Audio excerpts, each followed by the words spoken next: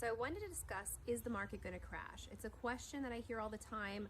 I have people who are confident the market's going to crash, but I'm going to tell you what my experience and my thoughts are. Take it for what you will. It's just my opinion, but I do think I'm onto something. So will the market crash?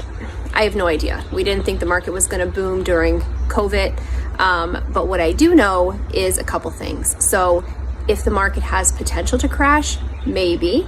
I spoke with a friend of mine who works for a real estate attorney, and we were talking back in September. This is before Hurricane Ian.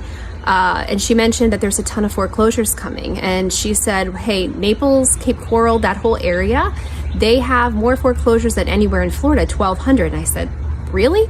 I haven't heard anything about people having issues, it being in the market, that there's more foreclosures coming and stuff happening. No one's talking about it. So I started to do a little research. I got onto MLS and I looked up how many foreclosures are there right now from here to Cape Coral. You want to know how many there are in the MLS? I'll wait. 14.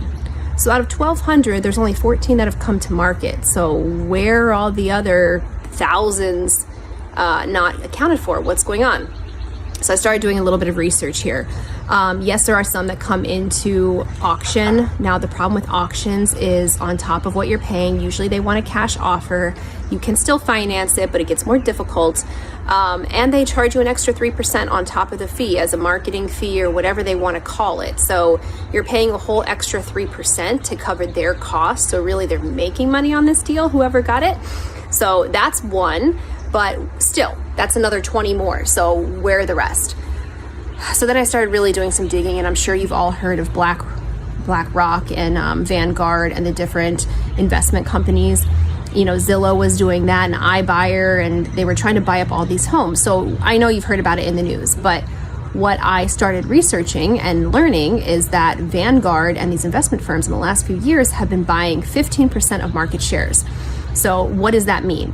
To me, it means, yes, these homes are going to foreclosure. People are having issues with their mortgages, with inflation, economy, whatever the case is. They're having issues, but it's not coming to the consumer like it did back in 2007, 8, 9. It's now going to companies like Vanguard and other companies. There's 25 to 30 of them. And they're buying them in bulk. So they can buy them for pennies on a dollar. Obviously, they buy them with cash investments. And the best part is we're here paying 7% right now on interest rates, and they get them for about 1.4% because of all the assets that they have. So they're not turning them back around. In the past, investment firms used to do some of that, but then they turn it back to consumers and it would hit us. We could get it for a discount, whatever.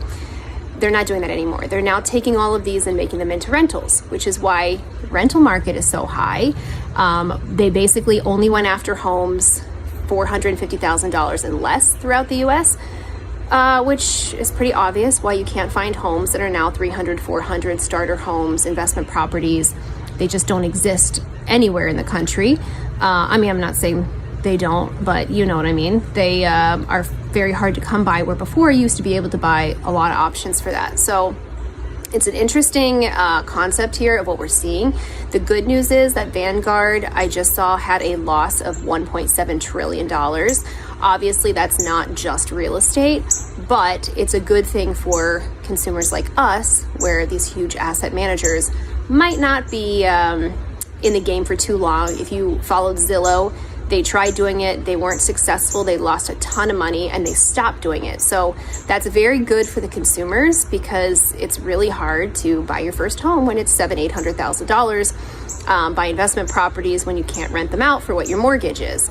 So anyway, that's my thoughts on the market. Could it go down and dip?